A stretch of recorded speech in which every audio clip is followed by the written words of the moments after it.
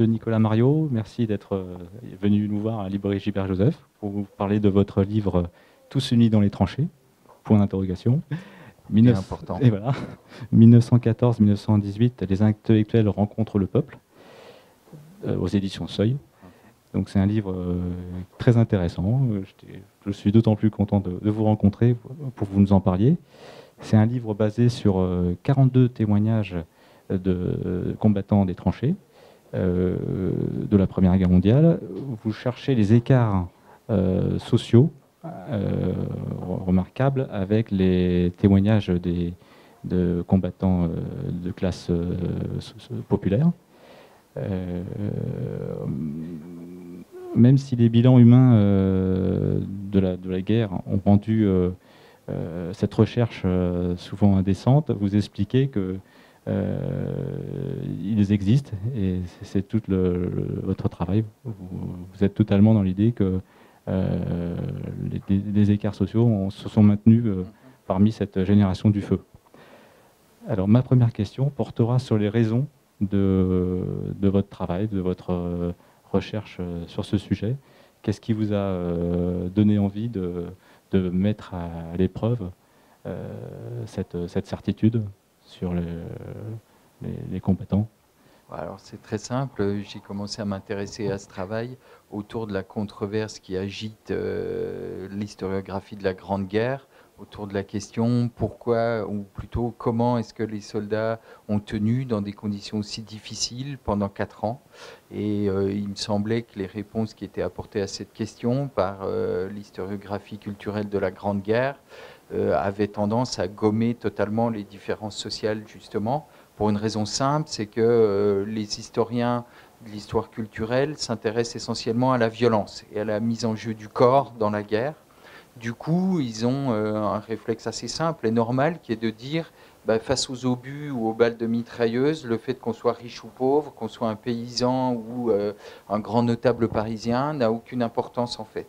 On est égaux face à la mort et à la blessure. Du coup, il n'est pas très intéressant d'essayer d'aller traquer le maintien des différences sociales au front ou pas, ou leur simple existence. Et alors, ce qui m'a frappé, c'est que d'un côté, on a ce constat-là, du côté des historiens, et dès qu'on ouvre des témoignages de guerre, là, il y en a plein, comme le feu d'Henri Barbus, ou Roland d'Orgelès, ou ceux de 14 de Genevois, pour parler des plus célèbres, mais on peut ouvrir n'importe quels autres, on s'aperçoit immédiatement que c'est la plupart des intellectuels parisiens de l'époque parlent en fait une page sur deux des hommes du peuple qu'ils découvrent pour la plupart dans la tranchée. Donc c'est ça qui m'a frappé, c'était ce paradoxe et ce décalage entre d'un côté l'état de l'historiographie, dans lesquels les différences sociales n'apparaissent que très peu, voire pas du tout dans certains cas, et puis de l'autre côté, les carnets de guerre ou les correspondances elles-mêmes de la plupart des grands intellectuels qui ont témoigné, qui au contraire regorge de mentions extrêmement fines et détaillées de ces différences de classe. J'en donne quelques exemples pour que vous voyez ce que je suis allé traquer dans les sources. C'est très simple. Si on prend par exemple les lettres d'Henri Barbus à sa femme, il raconte dans une de ses lettres s'il te plaît, j'ai besoin de nouvelles guêtres, achète-moi, mais prends-moi quelque chose qui fasse simple soldat, pas trop officier, pas verni, je tranche déjà trop sur le commun. Voilà, c'est ce genre de petits détails-là que je suis allé chercher. Il y en a plein d'autres. Par exemple, André Kahn, le grand-père de Jean-François Kahn, le journaliste, il est avocat aux tranchées et il raconte à sa femme, passé 25 ans, que c'est dans les tranchées qu'avec ses camarades, il apprend à rouler pour la première fois des cigarettes. On peut penser aussi au peintre Fernand Léger, qui dit, qui souffre beaucoup. Il dit toutes les initiatives que je prends, elles tombent mal à point, jamais justes. Je cite là. Et il dit je suis un inutile. Voilà. Donc il vit très difficilement sa rencontre avec les autres soldats. Et puis il y a des mentions plus dures socialement encore, plus violentes on pourrait dire. Par exemple Jean Norton Cru, qui est un des très célèbres témoins de la Première Guerre mondiale, dans des lettres à sa famille, il dit aussi, en parlant des autres soldats, j'ai une conscience, eux semblent s'en passer. Et ça, c'est un trait commun à l'ensemble des intellectuels que j'ai choisis. Ils partent avec au cœur l'idée que la Grande Guerre va être une guerre héroïque, napoléonienne, une guerre debout encore. une guerre comme on la faisait au XIXe siècle. Et puis, dès novembre 14, et l'enterrement dans les tranchées, ils se rendent compte que ça ne va pas du tout être ça, que ça va être une guerre couchée, enterrée, une guerre où on ne voit pas l'ennemi, une guerre sans panache, sans héroïsme. Et du coup, ils sont aussi extrêmement frappés par ce qu'ils estiment être un manque d'idéalisme parmi les soldats qui les entourent. C'est ça qui les frappe. Ils se disent, comment est-ce qu'ils peuvent tenir dans des conditions aussi difficiles, avec aussi peu de valeurs, aussi peu d'idéaux au cœur ou à l'esprit. Voilà. Et c'est ça qui va rendre leur guerre progressivement extrêmement difficile. C'est ça que je suis allé traquer dans les sources. Voilà. C'est de là, en fait, qu'est venue l'idée de ce livre. Alors justement, au propos des sources, est-ce que vous pouvez expliquer ce que vous mettez très bien à la fin de votre ouvrage, les échafaudages, ce qui est indiqué dans la postface. Comment vous pouvez déterminer que les 42 témoignages retenus sont adaptés et suffisants à votre démonstration? Ça, c'est une question extrêmement importante. En fait, j'étais frappé. Au début, je voulais écrire ce qu'on pourrait appeler une histoire à parts égales de la tranchée, c'est-à-dire une histoire des tranchées vue du haut, mais aussi vue du bas, écrite à partir des témoignages populaires. Et je me suis rendu compte assez vite que écrire une histoire des rapports de classe aux tranchées, ce n'était possible qu'à partir des témoignages de lettrés ou d'intellectuels, parce qu'il n'y a qu'eux qui parlent des rapports de classe dans les tranchées. Pourquoi? Ça, c'est assez important à comprendre. Pourquoi, on pourrait dire, pourquoi vous n'avez pas plus utilisé effectivement les écrits populaires? C'est très simple, parce que en fait, ça renvoie au mode de recrutement du service militaire et de l'armée avant la guerre de 14. Avant-guerre, la plupart des hommes du peuple, les ouvriers, artisans, paysans, ils arrêtent l'école assez tôt et ils font un service militaire obligatoire de 3 ans, hein, long, avec des périodes de rappel, etc. Surtout, comme ça a été le cas jusqu'en 95 et la fin du service militaire, le recrutement de l'armée française se fait sur une base locale, c'est-à-dire qu'on va faire son service dans le régiment près de la ville où on habite, soit dans une sous-préfecture, soit dans une préfecture. Donc en fait, pour les gens du peuple, le service militaire ne modifie pas les conditions de vie normales. Ils partent avec des gens qui leur ressemblent, comme ils disent, des gars du coin, des pays. Voilà.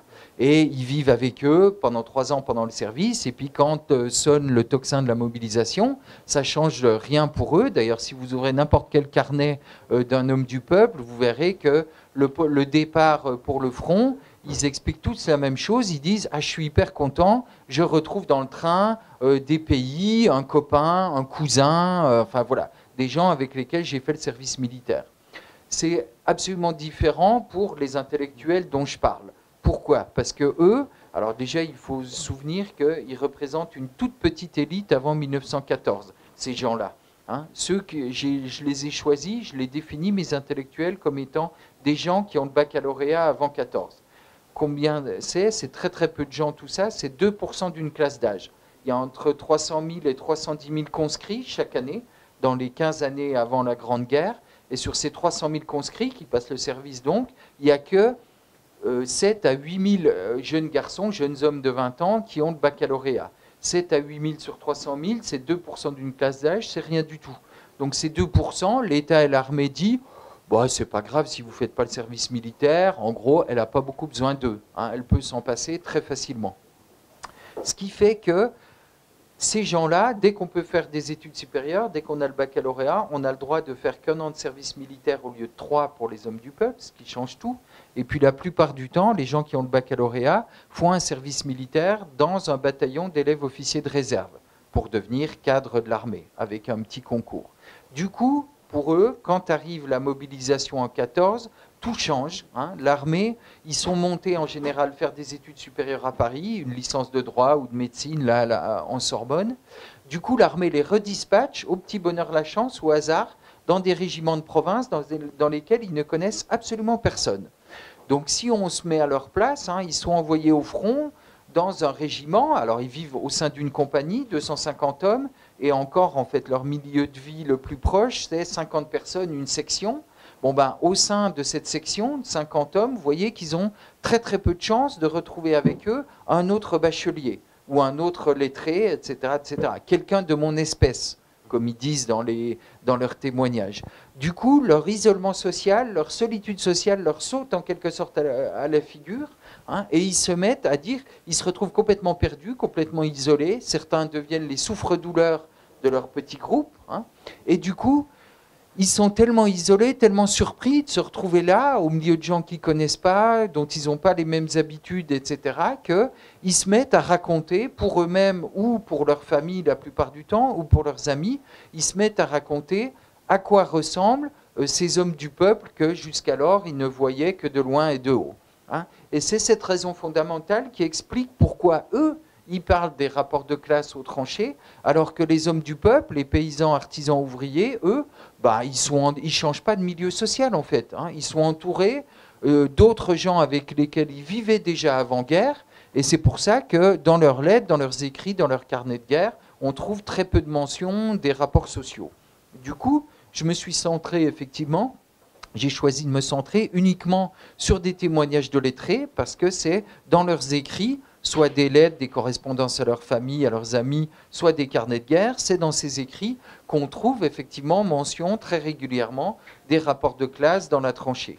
Et comment je les ai choisis? J'ai établi une base de données d'abord des témoignages publiés. Il y en a à peu près 750, et on peut écrire effectivement une histoire des tranchées vue du haut, à partir des témoignages de lettrés, mais aussi une histoire des tranchées vue du bas. Hein, il y en a maintenant à peu près 250 écrits populaires, et il y en a qui sont republiés régulièrement. Avant 1980, on ne pouvait pas écrire cette histoire. Avant que soient publiés les carnets de guerre de Louis Barthas en 1978, qui est le premier écrit populaire vraiment à être édité, qui marche hyper bien. Il y a plus de 100 000 exemplaires du livre qui se sont vendus. Et depuis 1978 et la publication des écrits des carnets de guerre de Louis Barthas, tous les ans, il y a au moins 10 témoignages populaires qui sortent. Au moins, hein, c'est un minimum.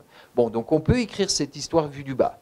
Alors mais je vous ai expliqué là pourquoi, à mon sens, on pouvait écrire une histoire des rapports de classe aux tranchées qu'à partir des témoignages intellectuels. Comment je les ai choisis, mes 42 ? Il y a 3 critères de choix en fait. Être membre des classes supérieures avant 14, donc avoir le baccalauréat, et en général, ils viennent presque tous, à quelques exceptions près, par exemple Louis Pergaud, qui est instituteur avant, hein, mais sinon, ils viennent tous de familles bourgeoises de la Belle Époque, grosso modo, si on résume les choses. Ça, c'est le premier critère de choix. Le second critère de choix, je voulais qu'ils ne soient pas officiers quand ils partent à la mobilisation. C'était très important pour moi qu'ils partent en tant qu'hommes du rang ou comme simples sous-officiers.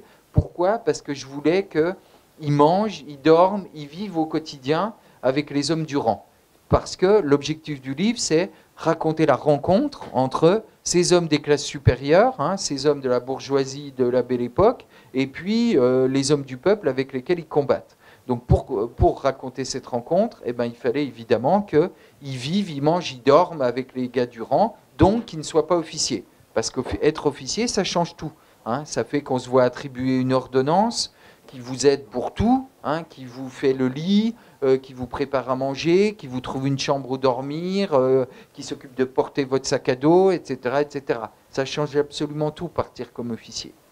Donc ça, c'était le second critère. Et puis le troisième critère très important aussi, c'est qu'on ait à disposition des témoignages écrits sur le moment même de la guerre, au jour le jour. C'est-à-dire des lettres ou des carnets de guerre, et pas un roman, et pas des souvenirs, et pas des mémoires écrits longtemps après. Pourquoi ? Parce que c'est dans les lettres, si vous voulez, qu'ils racontent effectivement tous les petits détails de la vie quotidienne, où on peut lire des choses sur les rapports de classe au jour le jour, au quotidien. Par exemple, chaque fois qu'il y avait des doublons, j'ai choisi les lettres et pas le roman. Par exemple, pour Henri Barbus, là, j'ai pas pris son très célèbre roman Le Feu, j'ai pris les lettres à sa femme. Pareil pour Élie Faure, qui a écrit un très beau roman qui s'appelle La Sainte Face, un roman de guerre. J'ai pris les lettres à ses amis intellectuels et pas La Sainte Face. Pourquoi ? Parce que c'est dans les lettres à sa femme qu'Henri Barbus dit, je vous donnais l'exemple tout à l'heure, trouve-moi des guêtres qui fassent simple soldat, pas officier, pas vernis, j'ai déjà l'air trop riche en fait. C'est dans les lettres qu'il dit ça et pas dans Le Feu. Il prend bien soin de gommer tout ça de son roman. C'est normal, hein, d'autant plus qu'il s'engage au Parti communiste après-guerre. C'est pas dans son roman qu'il va se mettre à raconter ça. Tout ce qu'il différencie justement des hommes du peuple, en tant que bourgeois lettrés parisiens avant 14.